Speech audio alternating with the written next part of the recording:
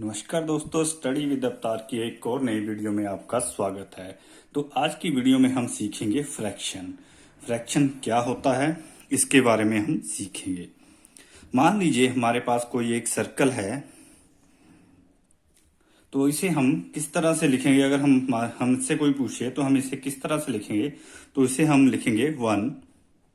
अब इसी सर्कल को हम दो पार्ट्स में मान लीजिए डिवाइड कर दिए, तो इसे कैसे लिखेंगे। और इसमें इस सर्कल में से एक पार्ट जो कि हमारे पास है और एक पार्ट आपके पास है, तो इस सर्कल को अगर हम बोलेंगे जो कि इस सर्कल का आधा पार्ट है वो हमारे पास है, तो उसे कैसे लिखेंगे।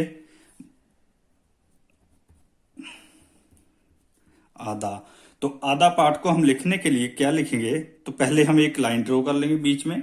तो इसमें जैसे कि हम इस सर्कल को दो पार्ट्स में डिवाइड किया है, तो नीचे हम लिखेंगे 2। अब इन दो पार्ट्स में हमारे पास कितने पार्ट है, एक। तो एक पार्ट को हम लिख देंगे ऊपर, और इसी को हम बोलते हैं आधा, यानी कि हाफ पार्ट हमारे पास है और एक हाफ पार्ट आपके पास है। तो सबसे पहले कभी भी हमने फ्रैक्शन को लिखना है तो नीचे हम लिखेंगे, इसको हम जितने पार्ट्स में डिवाइड किया है उसे हम नीचे लिखेंगे, और ऊपर का जो पार्ट आएगा तो उसमें हम लिखेंगे हमारे पास कितने पार्ट है। अगर इसके हमारे पास एक पार्ट है तो इसे हम 1/2 लिखेंगे। अगर मान लीजिए हमारे पास दोनों पार्ट होते तो इसे हम लिखते 2/2। चलिए इसे और समझने के लिए हम आगे देखते हैं। मान लीजिए हमारे पास यही एक सर्कल है और इस सर्कल को हमने 4 पार्ट्स में डिवाइड कर दिया। जब हमारे पास 4 पार्ट्स हो गए तो सबसे पहले हम नीचे क्या लिखेंगे, क्योंकि हमने इसे 4 पार्ट्स में डिवाइड किया तो नीचे हम लिखेंगे 4। अब इन 4 पार्ट्स में हमारे पास एक पार्ट है, मान लीजिए जे वाला पार्ट हमारे पास है, तो इसे हम कैसे लिखेंगे।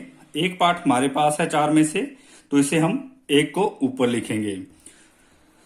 तो इस तरह जो हम टर्म्स लिखते हैं 1/4, 1/2, इसे हम फ्रैक्शन कहते हैं, या भिन्न या बटे वाली संख्याएं भी कह सकते हैं। तो चलिए और भी आगे हम देखते हैं। मान लीजिए इसी सर्कल में हमारे पास दो पार्ट्स आ गए, एक पार्ट तो जो हमारे पास था ही और एक पार्ट और हमारे पास आ गया, तो इसे हम कैसे लिखेंगे। फिर उसी तरह से नीचे हम लिखेंगे 4, क्योंकि 4 पार्ट्स में डिवाइड है। और अब हमारे पास दो पार्ट्स है, तो दो को हम लिखेंगे ऊपर, तो ये हमारे पास फ्रैक्शन आ गई 2/4। सिमिलरली हम इसी सर्कल में से हमारे पास 4 पार्ट्स में डिवाइड किया हुआ है हमने इस सर्कल को, तो नीचे तो हम लिखेंगे 4। अब इन 4 पार्ट्स में से 3 पार्ट्स हमारे पास है, ये 3 पार्ट्स हमारे हैं। तो इस 3 पार्ट्स को हम लिखने के लिए कैसे लिखेंगे, तो 3 को हम ऊपर लिख देंगे।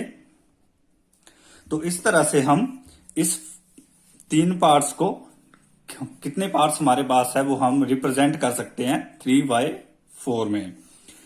तो इस तरह से हम कोई सी भी संख्या का फ्रैक्शन या भिन्न लिखते हैं। अब इस फ्रैक्शन में एक और बात जानने वाली है कि हम इन टर्म्स को क्या बोलते हैं। मान लीजिए हमारे पास कोई फ्रैक्शन 1/2 है, तो इसमें जो टर्म हमारे पास ऊपर होगी उसे हम बोलते हैं न्यूमरेटर या अंश, और जो टर्म हमारे पास नीचे होगी उसे हम बोलते हैं डिनोमिनेटर, या फिर हिंदी में हम बोल सकते हैं उसे अंश। तो इस तरह से कोई भी संख्या जो कि उसके पार्ट्स को रिप्रेजेंट करती है उसे हम फ्रैक्शन कह सकते हैं। या कोई भी संख्या जो कि हमारे पास 1/2, 1/3 एटसेट्रा आए, उसे हम फ्रैक्शन कहते हैं। और फ्रैक्शन के हम ऊपर वाले पार्ट को न्यूमरेटर कहते हैं और नीचे वाले पार्ट को डिनोमिनेटर कहते हैं। तो आज की वीडियो के लिए इतना ही, और अगली वीडियो में हम जल्द ही मिलेंगे। तब तक के लिए धन्यवाद।